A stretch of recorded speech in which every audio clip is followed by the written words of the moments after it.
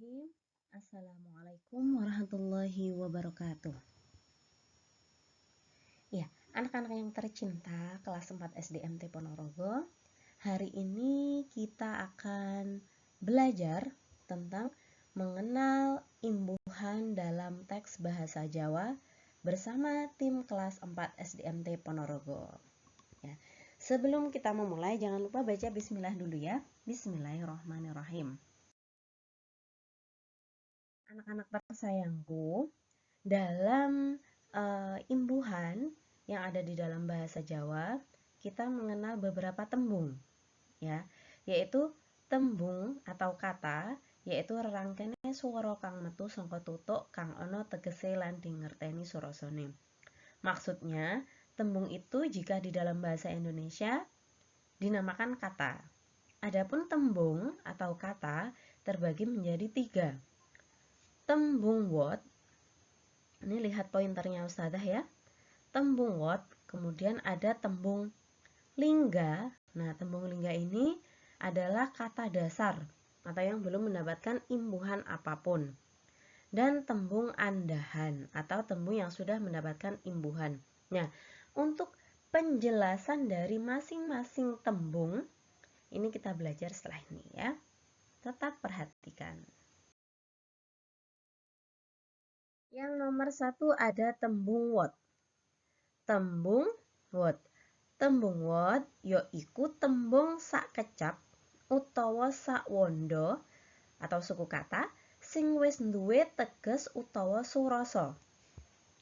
Dalam bahasa Indonesia diartikan sebagai satu kata yang tidak perlu mendapatkan tambahan imbuhan dan telah diketahui arti dan maksudnya. Contoh, biak. Nah, biasanya kalau kita membuka, nah itu mak biak.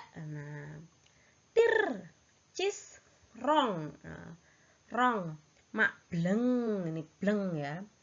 Bleng. Jadi ungkapan-ungkapan atau kata yang seperti ini dinamakan dengan tembung what, yaitu tembung yang tidak perlu mendapatkan tambahan. Kemudian ada bom, ada vitamin, ada pel, dan lain-lain lagi. Ustazah ulangi lagi, tembung what bila diartikan di dalam bahasa Indonesia itu tembung yang seucap tetapi yang tidak memerlukan tambahan, ya. Oke, kita lanjut ke tembung berikutnya. Nah, nomor 2 ini ada tembung linggo.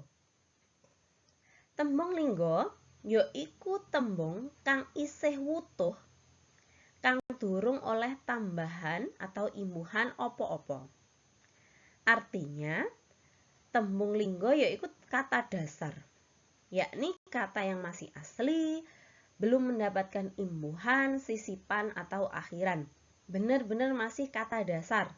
Contoh, tangi, tuku, tulis, turu, dan lain-lain lagi. Nanti bisa dibaca di buku paketnya ya untuk contohnya. Ustazah ulangi, tembung linggo adalah kata dasar, yakni kata yang belum mendapatkan imbuhan, sisipan, atau akhiran. Masih asli. Kita lanjut. Tembung andahan. Nah, kalau tadi kata asli lah, yang tembung andahan ini adalah tembung sing wis owah sangka asale amarga wis oleh ater-ater, seselan utawa panambang. Atau dalam bahasa Indonesia diartikan sebagai kata yang telah mendapatkan awalan atau sisipan atau akhiran atau mendapatkan awalan dan akhiran. Nah, nanti masing-masing contoh dari tembung andahan yang mendapatkan awalan, sisipan, akhiran, ataupun awalan dan akhiran kita bahas selanjutnya ini ya.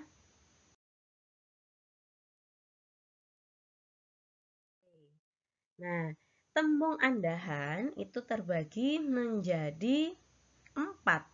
1, bila mana tembung ini mendapatkan ater-ater atau awalan.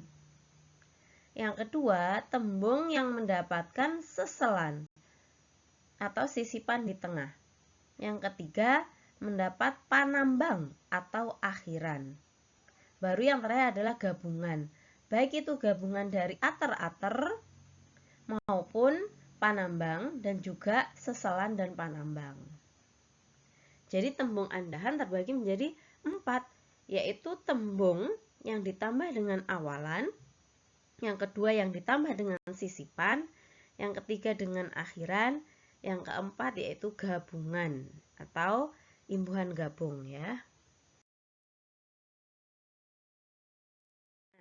Ini yang contoh untuk tembung andahan yang mendapatkan ater-ater. Nah, ater-ater itu banyak sekali jenisnya. Salah satunya adalah ater-ater anuswara. Contohnya yaitu ditambah N, M, NG, NY. Contohnya, ater-ater N ditambah tembung linggo. N ditambah tulis ya. Ini contohnya, lihat pointernya Ustazah sebentar ya.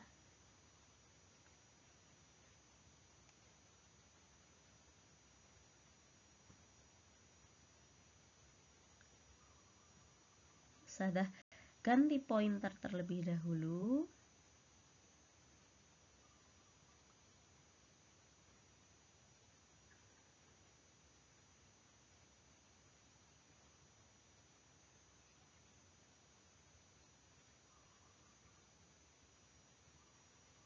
Nah, ini ya.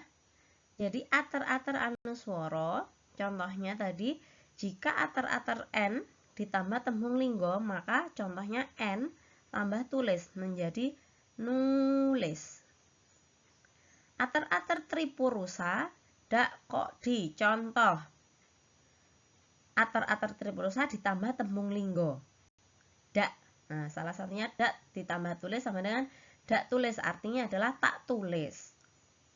Ater-ater A, sa, ka, ke, pa, pri, pra, kuma, kapi, kami, tar.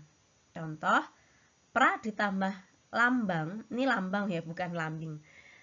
Pra ditambah lambang sama dengan pralambang, yaitu yang melambangkan atau sebagai lambang. Tuh. Ya, untuk lebih jelasnya nanti tetap belajar menggunakan buku paket dibantu dengan video dari Ustazah ini ya. Seselan. Nah, seselan atau di dalam bahasa Indonesia diartikan sebagai sisipan, yaitu wuwuhan atau imbuhan yang berada di tengah-tengah kata. Jumlahnya hanya ada 4. In, R, sama L. Contoh, tulis ditambah sisipan in menjadi, nah ini tulis ya, ini asalnya tulis, ditambah in dengan tinta yang Ustazah beri tanda kuning ini di pointer Ustazah ini.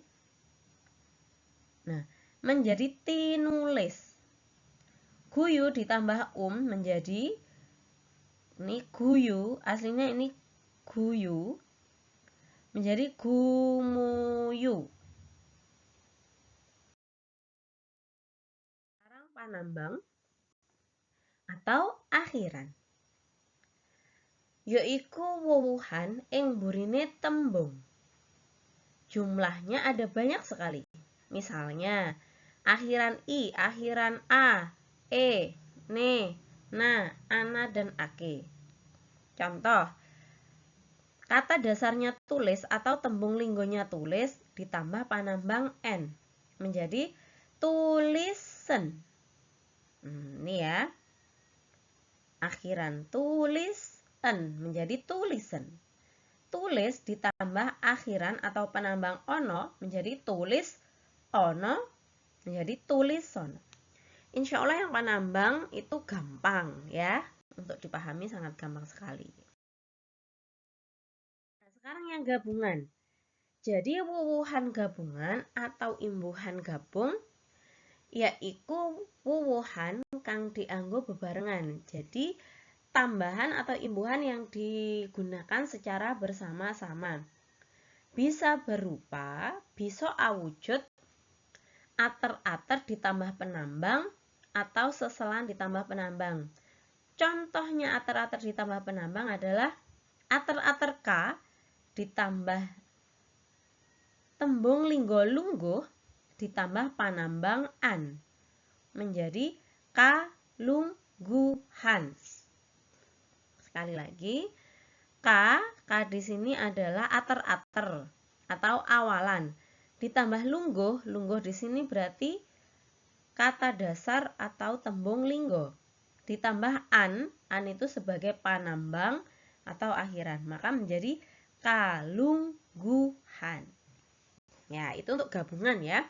Berarti selesai sudah untuk pembahasan tembung andahan atau tembung yang mendapatkan imbuhan. Ada 4. Yang pertama, yang mendapatkan ater-ater atau awalan. Yang kedua, yang mendapatkan seselan atau sisipan. Yang ketiga, yang mendapatkan panambang atau akhiran. Baru yang terakhir adalah gabungan, yaitu gabungan bisa dari ater-ater ditambah penambang atau awalan ditambah akhiran, atau juga seselan ditambah panambang atau sisipan yang ditambah akhiran. Oke, jika sudah, kita akan belajar tembung-tembung tadi yang sudah mendapatkan tambahan-tambahan. Apa sih gunanya? Nah, gunanya wuwuhan atau gunanya tambahan atau imbuhan ialah yang pertama, tembung kriya atau kata kerja. Contoh nulis artinya menulis ya. Dalam bahasa Indonesia menulis artinya. Lalu yang kedua, tembung pakon atau kata perintah. Contoh nuliso berarti artinya tulislah. Tembung aran atau kata objek. Contoh tulisan. Nah, itu kan objek ya. Tembung kahanan atau sifat berarti kata yang menggambarkan keadaan atau sifat. Contohnya nangisan. Lah, nangisan kan berarti bocah atau sifat yang sukanya nangis atau nangis saja, lah itu nangisan. Oke, alhamdulillah untuk pelajaran bahasa Jawa cukup sampai di sini untuk mengenal imbuhan dalam teks bahasa Jawa. Sampai ketemu lagi di pelajaran selanjutnya. Tetap jaga kesehatan. Sampaikan salam ustadz-ustadzahmu kepada ayah bundamu. Semangat dan jangan lupa jaga kebersihan dan jaga kesehatan. Oke. Wassalamualaikum warahmatullahi wabarakatuh.